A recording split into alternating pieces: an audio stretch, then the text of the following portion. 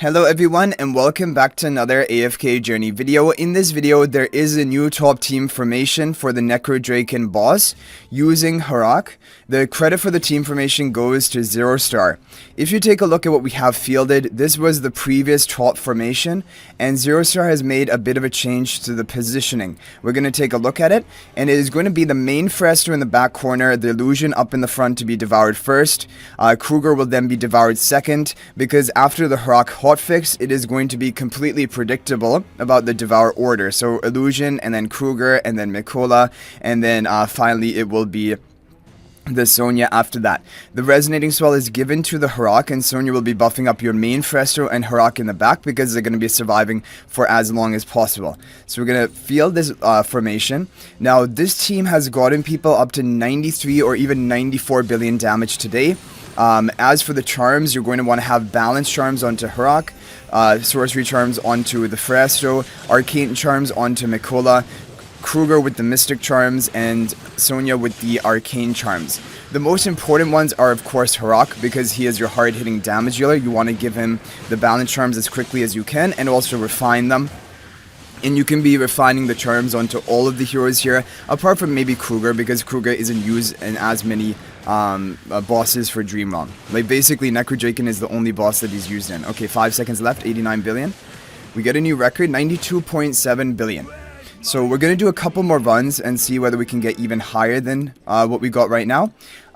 It might not be possible because our account has still, we're not 821 resonating level on Dream Realm yet, but we're close to it. Because you have to get to 1,400 season resonance level to get 821 in Dream Realm, which is a lot. We're only 20 levels off of it, so hopefully either tomorrow's video or the day after we will be reaching that level, because then we're kind of competing at the same footing as other people out there, because other people have reached 821 resonating in Dream Realm for quite some time, like the 12th ranking players, I mean. Okay, so the devour order is going to be exactly the same in each fight. It will not depend on the HP ratio of your team. And what is really, so this is interesting, right? Now when there's a Fresto and his illusion both alive at the end, I'm not sure if it's going to be based on HP ratio in deciding the devour order, because of course, as you can tell here, the positioning will have the illusion in front of the main Fresto. But when the main Fresto resummons his illusion from his plus 15 exclusive equipment, then that illusion is not really like considered to have been placed at the beginning of the match, and so he will not like have be devoured earlier than the main Fresto. So I wonder how that works, because the hotfix we understand for all of the other heroes, but when it comes down to the main Fresto and the illusion, I think there was a time in one of the runs that we did for a previous team where the s+harak devoured the main Fresto before the illusion, but here, like, if you look at it, the HP ratio of the illusion is lower than the main Fresto, and because like it's a resummon, maybe it's going to be based on the HP ratio. And there we go, that is beautiful, 93.9 billion. I was not expecting that. There we go, 93.9 billion. I think people have probably hit 95 billion or above on this team. It is also very consistent because the devour order is exactly the same.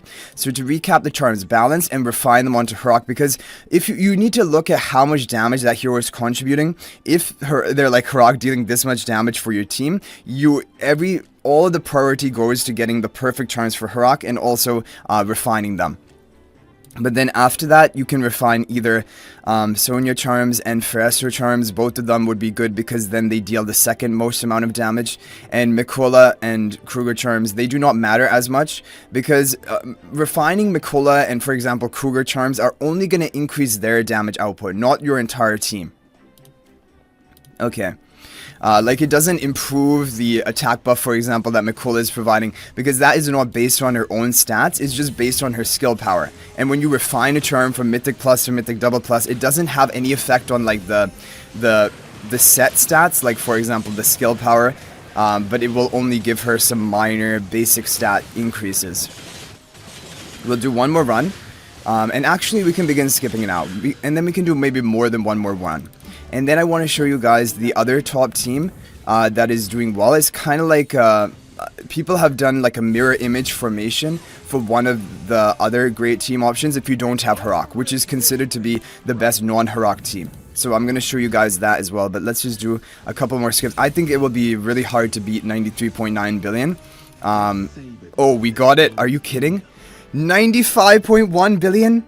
So there is still a lot of RNG apparently in this team, like a range of 4 billion so far.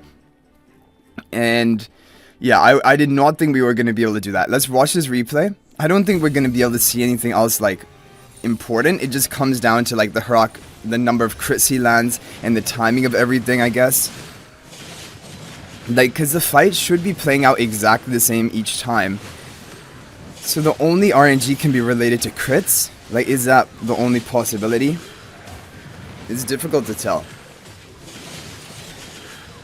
I wonder if ever the Harak would devour the main Fresser before the illusion.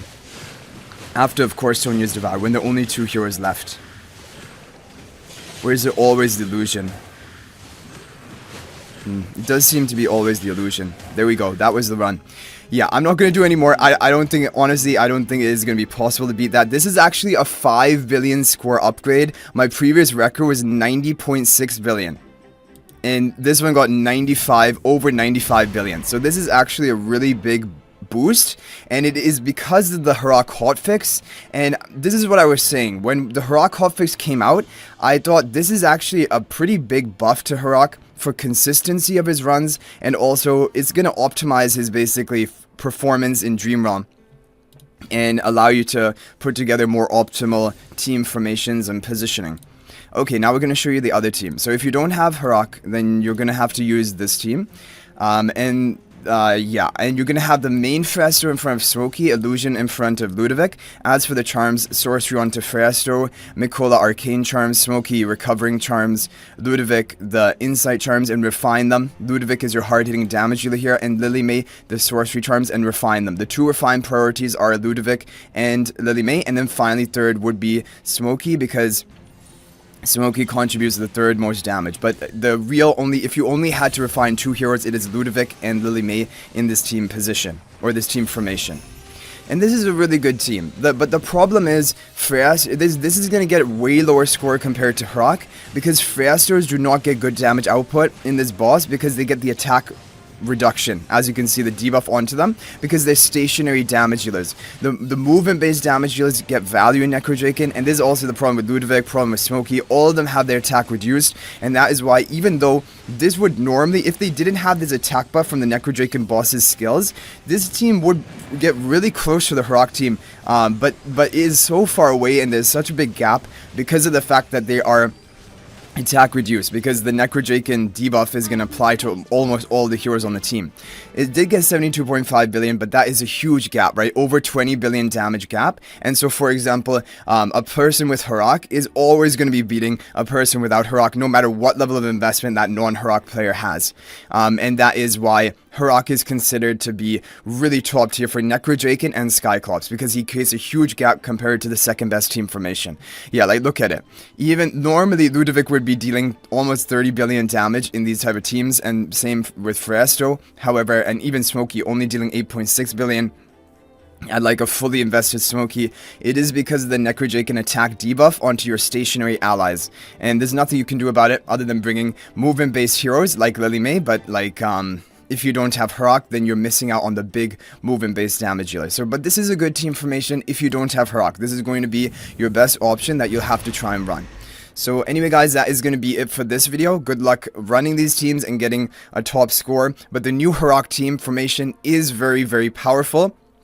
And credit to XeroStar for coming up with that, and I will continue to upload, like, whenever there is a new formation, we will be covering it. So anyway guys, that is going to be it for this video. I'll hopefully see you guys in the next video, and until then, everyone, peace out for now, and thank you for watching.